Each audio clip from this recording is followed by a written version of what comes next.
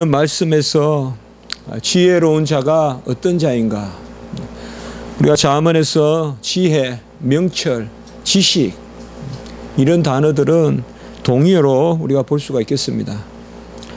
계속 12장까지 우리가 지난주까지 살펴본 바에 따라서 이 지혜는 단순히 세상의 지식이 아니라 살아있는 생명의 지식이고 그리고 인격적이다. 그래서 이 잠언의 지혜는 호크마는 우리가 신약의 로고스, 그 성자 예수 그리스도 그렇게 우리가 살펴보는 것이 타당하다는 것을 말씀을 드렸습니다. 오늘 말씀도 어떻게 우리가 무슨 대지를 나누거나 또 문단을 나누거나 내용을 나누어서 이렇게 살펴보기에는 그렇게 수월치 않습니다. 많은 경우 어찌어찌 해야 되고 또 이렇게 여러 가지를 서술하고 있기 때문에 이런 말씀들을 우리가 그렇게 보는 것보다는 전체적으로 전체 맥락에서 이 지혜가 무엇인가, 이 잠언이 우리에게 들려주는 말씀이 무엇인가를 파악해 보는 것이 우리에게 유익할 줄을 믿는 것입니다. 1절에 보면 지혜로운 아들은 이렇게 지금 나와 있습니다. 지혜로운 아들이 누구냐? 우리는 물론 신명기의 말씀에서부터 보면 하나님의 말씀은 하나님이 친히 선포해서 들려주는 그 말씀인데 그 말씀이 어떻게 전하고 또 어떻게 세상 끝까지 나아가기를 하나님 원하시느냐? 구약에는 사실 가정단위예요. 아브라함, 이삭, 야곱 이 가정단위. 그래서 그 가정의 할례를 행하게 하시고 그 가정 단위로 안식일을 지키게 하시고 그 가정에 법을 주시는 거예요. 그래서 구약의 할례는 가정에 들어가는 입문 절차다. 우리가 그렇게 볼 수가 있고 그 가정 안에 들면 종도 안식일을 지키게 되고 종도 남아는 할례를 행하게 되는 것을 볼 수가 있어요. 이러한 입문이 신약시대에 오면 이 교회예요. 그래서 세례가 되고 세례를 통하여서 우리는 입교하게 되는 이런 모습을 볼 수가 있습니다. 특별히 우리가 아들이라는 이 개념, 이 아들을 통하여서 자자손손 흥하게 하고 또 아들을 통하여서 하나님이 자신의 뜻을 이루는데 구약의 아브라함, 이삭, 야곱 그 이삭의 씨에서 난 자라야 아들이라 하리라. 단수 형태로 나타나는데 그 제라이, 스페르마, 그 구약으로 말하면 씨, 신약으로 말하면 씨, 우리가 후손으로도 번역되지만 그 씨는 궁극적으로 예수 그리스도, 바로 예수 그리스도에 의해서 이 아들됨이 성취가 되는 거예요. 그래서 우리가 지혜로운 아들이다라고 할 때 조금 더 우리가 이 말씀을 깊이 바라본다면 이 지혜로운 아들은 로마서 8장 17절에 자녀이고 상속자가 되는, 또 8장 15절에 갈라디아 4장 6절에 또 아빠 아버지라 부르는 그 양자의 영을 받는, 그래서 바로 이 신약 시대 때 자녀됨, 아들됨. 구약 백성들은 아직까지 이 아들됨을 육체적으로 좀 이해했어요. 육체적으로. 그래서 그들은 기도를 할 때 하나님 아버지라고 기도하지 않았어요. 그러나 신약 시대 때는 우리 주님이 이 땅에 오셔서 기도문을 알려주시잖아요. 주의 기도문, 주기도문을 알려주시는데 하늘에 계신 우리 아버지요. 그래서 그 아버지와 아들됨이 아들 예수 그리스도로 말미암아 성취되고 그분이 부활 성천 보좌 우편에 제의하셔서 보좌 우편에서 내려주시는 영이 자녀의 영, 아들의 영이기 때문에 그 영을 받는 자마다 바로 하나님의 자녀가 되고 또 자녀이면 또한 그리스도와 함께한 상속자, 아까 말씀드렸지만 로마서 8장 17절 또 에베소 3장 6절 함께 상속자 되고 지체되고 약속에 참여하는 자가 되는데 이 아들이 어떻게 표현되느냐? 지혜로운 아들이다. 그 지혜로운 아들은 뭐냐? 다른 게 아니에요. 진리의 영을 받아야 되고 그리스도의 영을 받아야 되고 하나님의 자녀의 영을 받아야 지혜로운 아들이에요. 지혜로운 아들이에요. 이 자녀의 영, 진리의 영, 양자의 영, 상속자의 영, 이것이 이제 예수 그리스도께서 이 땅에 오셔서 성취하시고 그것을 오순절에 부어주셔서 오순절 성령 강림 이후로 신약시대에 교회가 형성되고 그 교회에 속한 자들마다 다 지혜로운 아들로 그렇게 나타나는 것입니다. 우리가 지난 주간에도 보았지만은 누가 지혜롭냐? 뭐 여러 가지 생각해 볼 수가 있지만은 지난 주간에 우리가 12장 1절에 보면 훈계를 좋아하는 자는 지식을 좋아하거니와 징계를 싫어하는 자는 짐승과 같다라고 우리가 지난주에 말씀을 보았습니다. 훈계를 좋아하는, 훈계를 우리가 훈계를 뭐라 그랬습니까? 바로 무사르. 훈계라는 말은 징계란 말과 똑같아요. 우리가 지난주에 보았던 12장 1절에 훈계는 징계와 똑같은 단어예요. 무사르라는 그 히브리어 단어는 똑같은 단어예요. 그래서 징계를 좋아하는 자는 지식을 좋아하고 징계를 싫어하는 자, 이때는 이제 다른 단어로 써 있는데 동의어인데 토케야. 네? 이 복수형으로 토케, 호트. 바로 복수형이 쓰이는데 징계를 싫어하는 자는 짐승과 같다. 네? 그래서 누가 지혜롭냐 이거예요. 막대기로 때리고 지팡이로 몰고 할 때 그 징계를 좋아하는 자가 지식을 좋아하는 자. 저도 신학교에서 우리 학생들한테 가르칠 때 자주 그렇게 이야기한다 이 말이에요. 온실에서 자라듯이 그저 그냥 파랗게 연두색으로 그렇게만 자라서는 주의 종이 될 수 있겠느냐. 벤치에서도 하나님의 징계를 듣고 또 예배당에서도 듣고 산에서도 듣고 그렇게 징계를 잘 들어야 그 사람이 바로 뭐예요? 지식을 좋아하는 자다. 12장 1절에. 다트. 누가 지식을 좋아하는 자냐? 징계를 즐거워할 줄 알아야 돼요. 배우는 사람이 배운다 하면서도 항상 내가 옳다고만 하고 한 번도 가슴을 치지 않고 한 번도 하나님 앞에 울며 불며 몸을 끌며 절며 하나님 앞에 나는 할 수 없으되 하나님 도와주소서 하면서 끌고 가는 마음으로 가지 않고 번듯한 대낮에 잘 차려진 옷을 입고 내가 그냥 걸어가듯이 그 페이브먼트를 걸어가듯이 그런 사람이 지혜로운 자가 아니다. 이 잠언에서 지혜로운 자는 바로 훈계를 잘 듣는 사람, 무사르, 토케야, 훈계, 곧 징계를 잘 듣는 사람이 지혜로운 사람. 징계를 들을 때, 훈계를 들을 때 그때 지식이 확 쌓이는 거 우리에게. 왜? 우리는 불완전하기 때문에. 우리가 옳게 걷는다면 그 지식이 나로부터 나오겠으나 우리는 불완전하기 때문에. 그래 오늘 말씀에도 보면 또 지난 12장의 말씀과 같이 지혜로운 아들은 1절에 아비의 훈계를 들으나 그만한 자는 꾸지람을 즐겨 듣지 아니하느니라 라고 이렇게 말씀하고 있습니다. 성도의 제1표지는 말씀 듣고 성례 거행하고 그리고 기도할 때 그때 나에게 들려주는 음성에 순복하는 거예요. 그게 옥토예요. 옥토. 예? 그 30배, 60배, 100배 결실을 얻는 옥토예요. 예? 아스팔트는 보기는 좋지만은 빗방울이 한 방울도 흡수가 안 돼요. 다 지나가요. 말씀이 떨어지면 다 지나가요.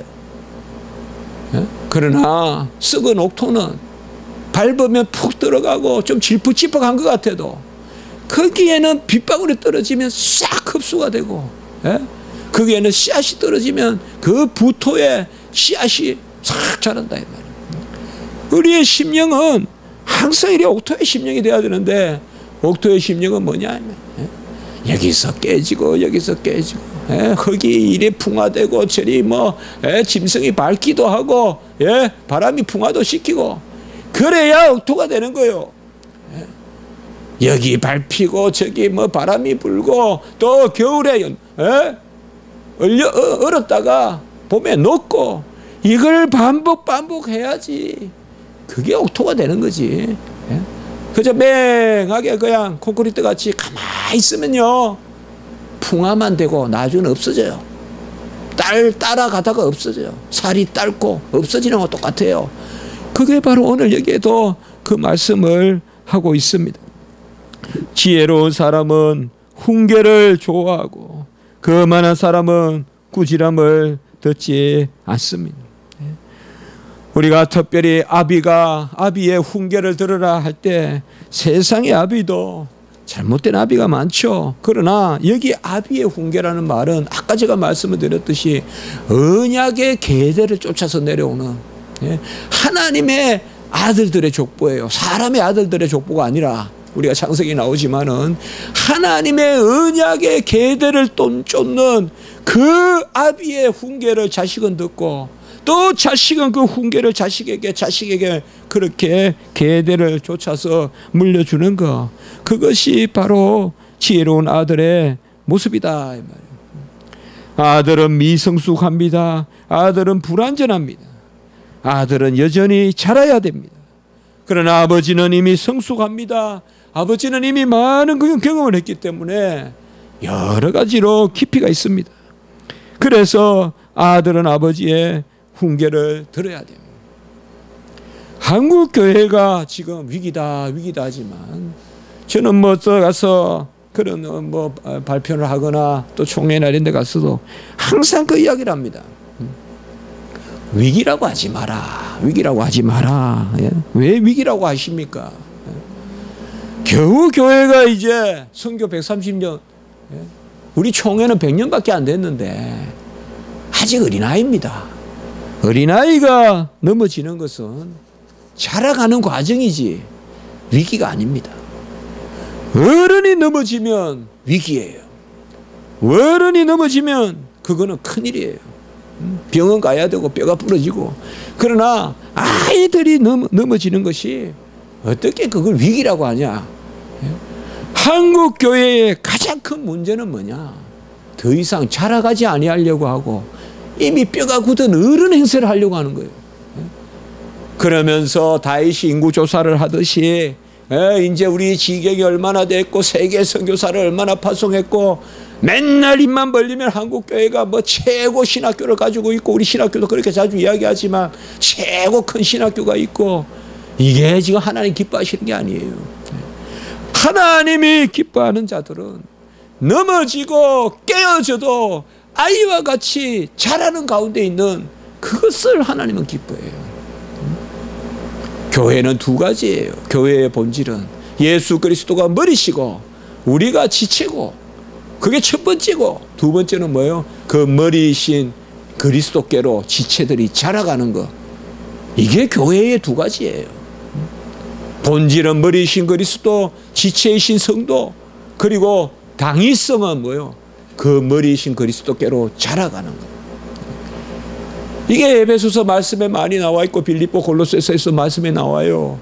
바로 구약의 신명기적 이 잠언에 나오는 말씀과 같이 아비가 자식에게 훈계하는 것, 이게 이제 이 신약 시대 때는 어떻게 그것이 성취되느냐 이 말이에요. 머리이신 그리스도께로 그리스도와 함께 자라가라. 그래서 끝내는 그리스도와 함께 아버지의 영광에 참여하는 그것이 바로 자라가는 것이다라는 것입니다. 이 겉면을 듣는 자가 지혜가 있습니다. 13장 10절에도 오늘 10절의 말씀에 보면 겉면을 듣는 자는 지혜가 있느니라. 참 그렇지 않습니까 여러분들? 어른들은 길을 안다고 생각하기 때문에 길을 잃는 거예요. 아이들은 길을 모르기 때문에 알려달라. 그래서 길을 안 잃어요. 아이들이 길을 잃는 것 같죠? 아니요. 어른들이 길을 잃어요. 아이들은 기다려요. 겉면을 듣는단 말이에요. 제가 전에도 말씀드렸지만은 어느 정도 산길은 가요. 우리가 짐승길 따라가고 사람길 따라가요. 그러나 심산유곡에 들어가면 사방이 꽉 막혀 있으면 그때는 우리가 길을 알 수 없기 때문에 여호와의 겉면을 들어야 되거든요. 여호와의 겉면을 듣는 자가 지혜가 있다. 많은 사람들이 물에 빠지는 것은 겉면을 안 듣고 막 손을 흔들면서 자기를 봐요. 물에 빠질 때는. 죽는 사람의 특징이 뭔지 알아요? 자기를 자꾸 보다가 싹 빠져들어가 죽는 거예요. 옆을 안 들어보는 거예요.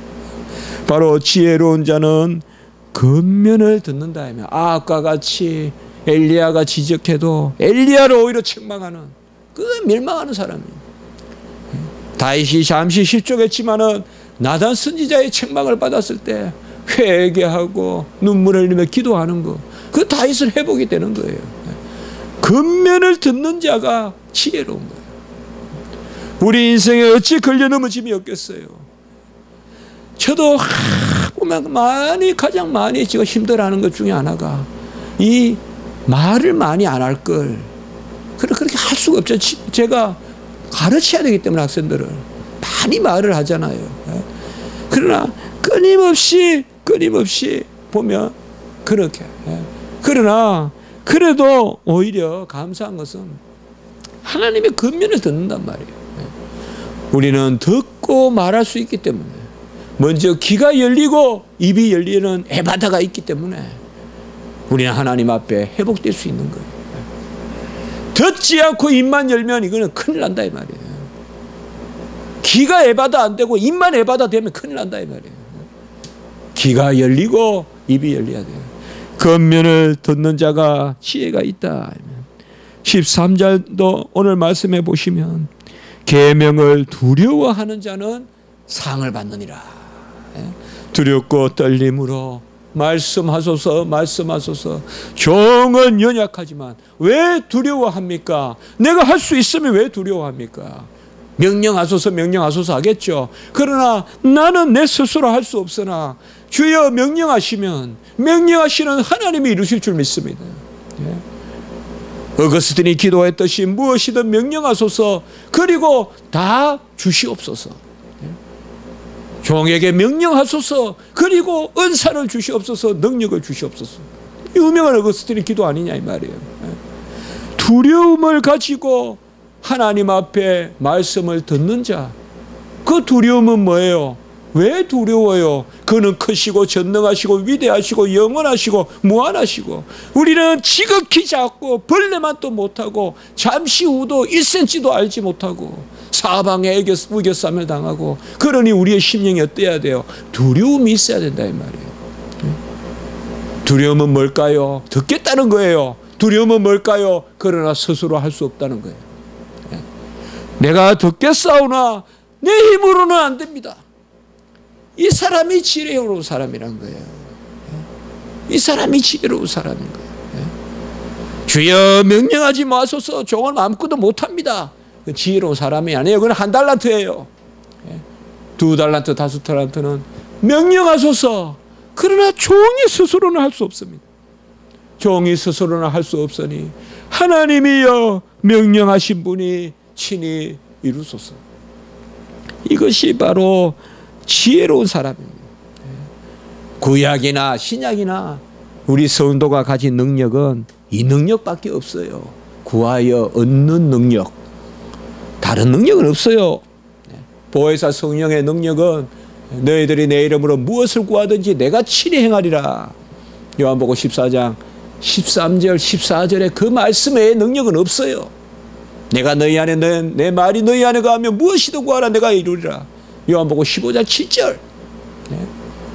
요한복음 14장 아까 말씀했던 13절 14절. 너희가 내 이름으로 무엇을 구하든지 내가 친히 행하리라. 아들의 이름으로 무엇이든 구하면 아들이 친히 행하겠다. 이것을 잠언에서 가르쳐주고 있어요. 그래서 우리가 잠언을 그저 윤리책같이 읽으면 크게 그릇되게 읽을 수가 있어요. 잠언은 끝없이 우리가 로고스, 구약의 호크마, 신약의 로고스, 구약의 지혜와 신약의 그 말씀을 우리가 연결시켜서 인격적인 지혜, 인격적인 말씀으로 읽어야 돼요. 이것을 그저 윤리책 읽듯이 읽으면 결국은 뭐예요? 내가 하겠다는 거예요. 잠언은 윤리적인 게 아니에요. 구약의 시가서는 시편, 잠언, 아가, 전도서 전부 다 예수 그리스도의 의를 이야기하고 있는 거예요. 그걸 우리 잘 알아야 돼요. 시편은 최고 예수 그리스도에 대한 예언이 많이 나오는 말씀이 시편이에요. 이사야서가 아니라 시편. 가짜 신약에서 많이 인용되는 것은 이사야서가 아니라 시편이에요. 이 잠언도 바로 그것이다. 그런데 이 잠언을 자꾸 윤리서 읽듯이 한단 말이에요. 우리는 이렇게 살아야 되고 너희는 이렇게 살아야 되고 내가 산다고 자꾸 생각한단 말이에요. 내가 산다고 생각하면 두려워하는 게 뭐가 있어요? 이런 걸 그냥 허들는 거예요. 계명을 두려워한다. 아이고 숨고 그렇게만 생각한다. 두려워한다는 것은 경외라는 말이고 경외라는 말은 가까이 가면서도 나는 갈 수 없는데 라고 하나님 앞에 고백하는 게 경외예요. 경외예요. 이것이 경건의 본질이에요. 경건은 뭐예요? 해전하는 그림자도 없는 하나님이 온갖 어두움과 온갖 허물과 죄가 많은 우리를 끌어당기세요. 빛이 어둠을 끌어당기면 어둠이 멸망하고 마는데 그래도 하나님이 살리실 줄 알고 끌려가는 거예요. 그게 경건이거든요. 그렇기 때문에 오늘 여기 말씀도 바로 그것입니다.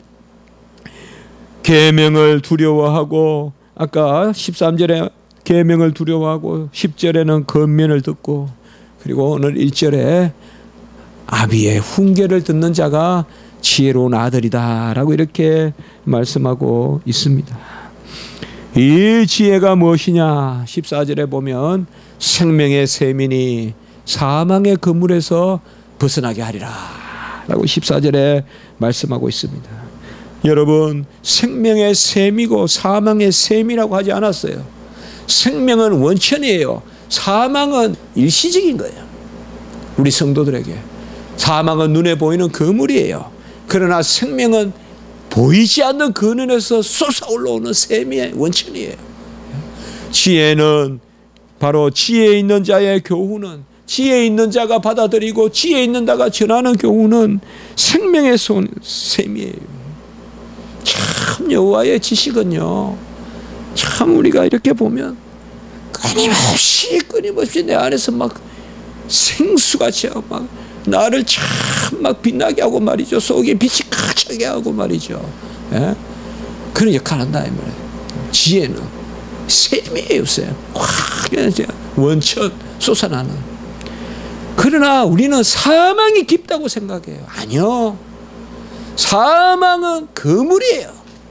눈에 보이는 그물이에요. 칼로 탁 치면 없어지는 그물이에요. 그러나 생명은 셈이에요. 막아도 또 나와요. 막아도 또 나와요. 그게 바로 오늘 말씀이에요. 지혜는 막을 수가 없어요. 세상의 것이 깊고 사망의 그늘이 짙고 예수님이 십자가에 돌아가실 때 온갖 어둠을 다 끌어들여서 어둠을 물리쳤기 때문에 이제 우리는 빛에 거하게 되는 거예요.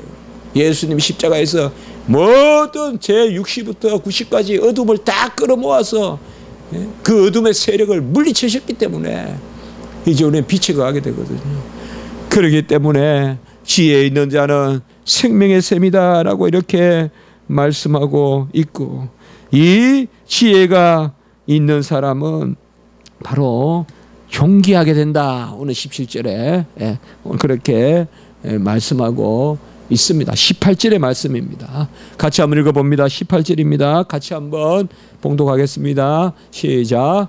훈계를 저버리는 자에게는 궁핍과 수욕이 이르거니와 징계를 받는 자는 존영을 받느니라. 여러분 우리는 불쌍히 보이는 것도 하나님 앞에서 혼나는 것도 하나님 앞에서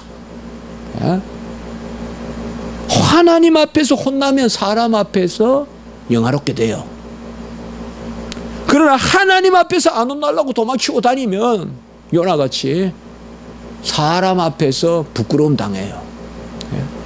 오늘 여기에 훈계를 저버리는 자는 궁핍과 치욕, 수욕이 다른다고 했어요. 우리 여기 훈계라고 하지만 무사르 계속 징계라고 생각하시면 돼요. 우리가 훈계라고 하면 좀 좋은 의미만 있잖아요. 징계는 조금 힘들게 느껴지는데 이 단어는 훈계는 뭐 좋고 그런데 사실 무사르 아까 말씀드렸잖아요. 징계란 말이에요. 사실상 연단, 징계를 저버리는 자는 궁핍과 수욕에 이르나 경계를 받는 자는 존영을 받느니라. 하나님 앞에서 우리가 혼나는 것은 아무 이상 없어요. 예? 안 그렇습니까? 아주 좋아요. 우리가 기도하다가 참 많이 혼나잖아요. 참막 부끄럼 당하잖아요. 하나님 어느 지체가 그렇게 말을 했을까요? 입 좀 제가 안 하면 될 텐데 하나님 어쩝니까?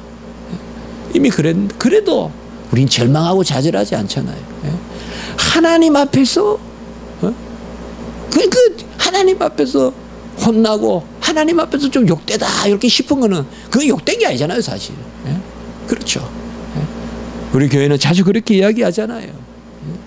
하나님께 불쌍해 보이면 다 된다. 하나님이 불쌍해 보이면 모든 일은 끝난다. 하나님이 불쌍하게 보시면, 사람은 불쌍하게 보면 업신여긴다 이거예요. 사람이 불쌍히 여기서 도와주는 거는 그건 아니에요, 여러분들. 본질상 아니에요. 일시적으로 그렇게 보일지 몰라도 끝내는 사람이 불쌍히 여기는 것은 끝내는 업신여기는 것과 같아요. 그렇게 통하게 돼 있어요, 끝내는. 그러나 하나님이 우리를 징계하거나 하나님이 우리를 불쌍히 여기거나 하나님께 혼나면 기도할 때 우리를 찌르고 기도할 때 우리를 깨닫게 하시고 참 얼마나 하나님 앞에 참 그렇습니까? 아유 좀 그 안에 그렇게 안 하면 좋은데 왜 그렇게 했었고. 그러나 오늘 여기 말씀해 보시면 훈계를 저버리는 자는 궁핍과 수욕에 이르거니와 경계를 받는 자는 존영을 이룬다. 하나님 앞에 징계받고 하나님 앞에 경고받고 하나님의 말씀으로 나의 이 부족함을 쳐서 복종시키는 사람은 존영에 이르니라 라고 이렇게 말씀하고 있습니다. 오늘 이 본문은 참 우리가 어떻게 뭘 맥을 가지고 본다 보기는 잠언이나 이런 것은 아까도 말씀드렸지만 그렇게 쉬운 일은 아닙니다. 자, 이제 크게 우리가 이렇게 바로 지혜로운 사람에 대해서 우리가 살펴봤는데요. 지혜로운 사람은 바로 겉면을 잘 듣고 훈계를 잘 듣고 여호와의 말씀을 듣고 결국은 존영에 이른다. 바로 존귀하게 되고 하나님의 영광에 참여하게 되고, 이러한 지혜로운 사람은 어떤 상태 가운데 놓이느냐. 잠깐 말씀만 보면 2절에 보면 입의 열매로 복락을 누린다 이렇게 이야기했어요. 입의 열매로 복락을 누린다. 복록이라고 했어요. 복된 녹이다 이 말. 녹은 얼급 이런 거잖아요. 일의 싹을 녹이라 그러잖아요. 바로 입의 열매로 복록을 누리고, 특별히 3절에 보면 입을 지키는 자는 생명을 보존하고. 여러분 마음에 있는 것을 입으로 이야기한다고 말씀했잖아요, 우리 성경에서. 그렇기 때문에 지혜가 없으면요 이 입은 못 다스립니다. 다스릴 것 같죠? 안 됩니다. 제가 전에도 말씀드렸죠. 입은 가만히 놔두면 죄 짓습니다. 입은 굴레로 묶어야 죄 안 지어요. 다른 것은 가만히 놔두면 죄 안 지어요. 움직이면 죄 지어요. 그러나 입은 가만히 놔두면 죄 져요. 죽이는 독이요 살르는 불이에요.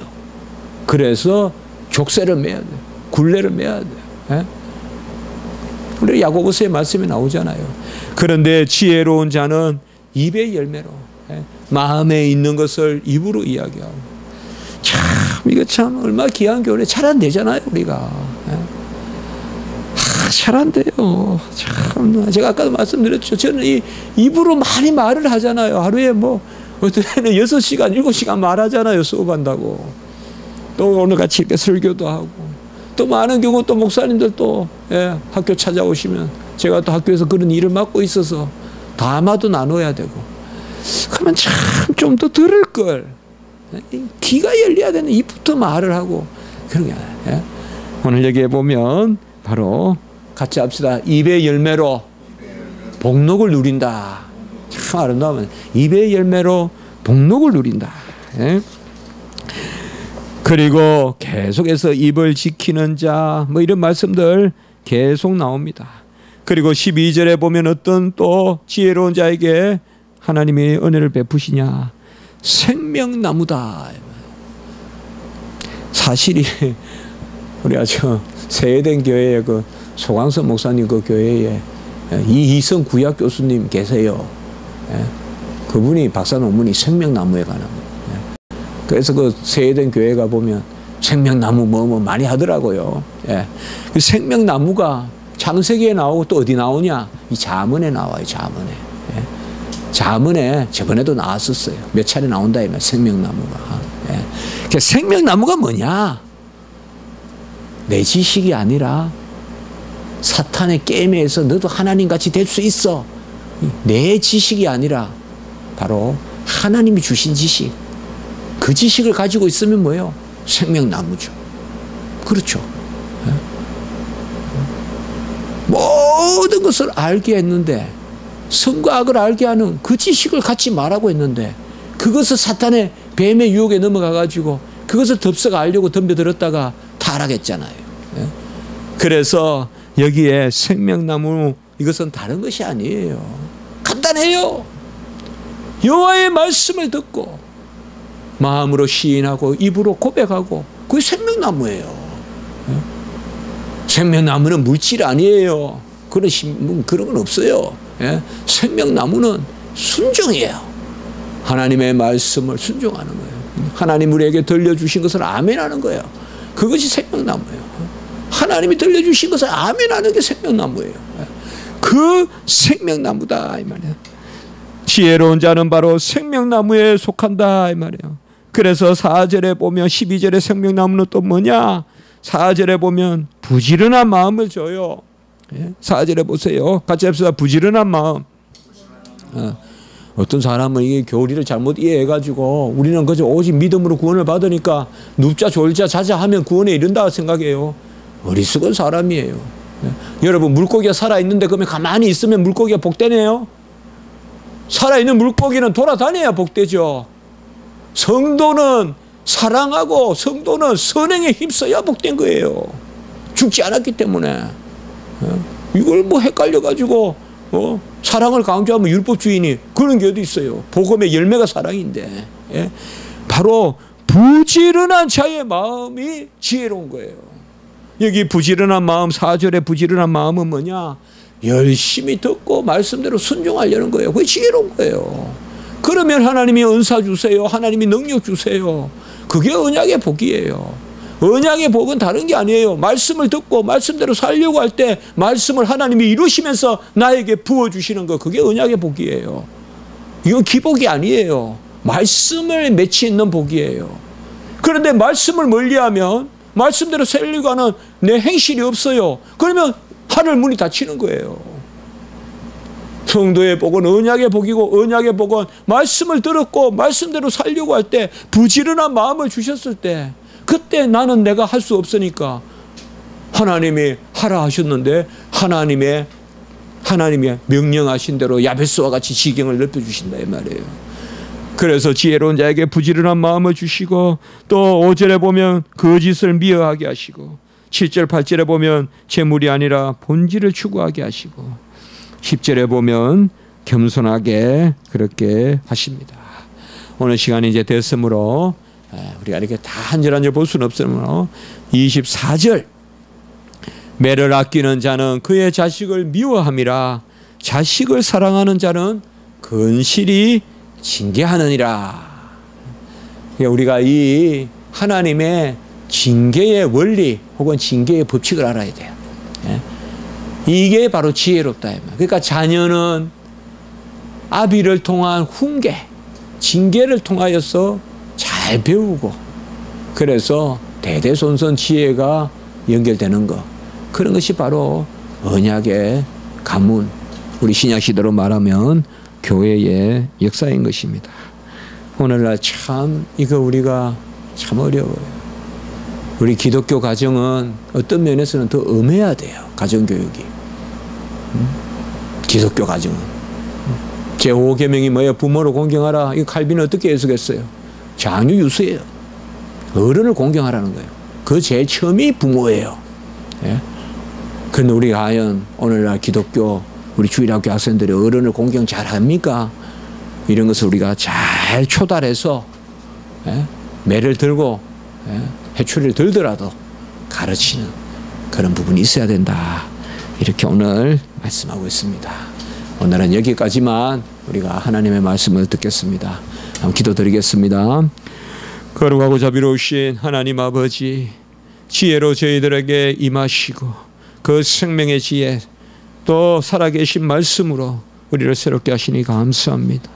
훈계를 듣고 또 그 훈계대로 저희들이 부지런한 마음을 가지고 말을 삼가고 행실에 힘쓰는 저희들이 되게 하시고, 그러나 우리는 어찌할 수 없사오니 하나님이 우리에게 명령하신 적 친히 이루시는 그 역사가 우리 가운데 일어나게 하시고, 그 가운데 우리의 지경이 넓어지고 높아지고 하나님의 품성을 닮아가는 저희들이 되게 해 주시옵소서. 구주 예수 그리스도 이름으로 감사하며 기도드리옵나이다. 아멘. 오늘